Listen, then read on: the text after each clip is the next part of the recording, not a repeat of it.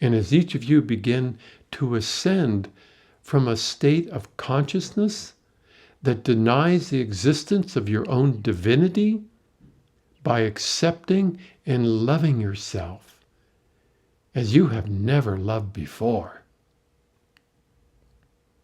your devotion to resetting your inner reality back to its natural state, as I speak, is having a profound impact on this planet.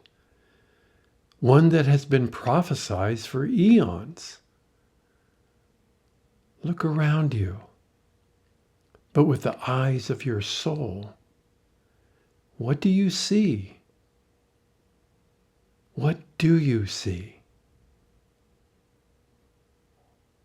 You see, my friends, all of us, on and off of this planet, are also experiencing this shift that not only offers an individual experience of a more elevated state of being, ascending into a natural state of being you,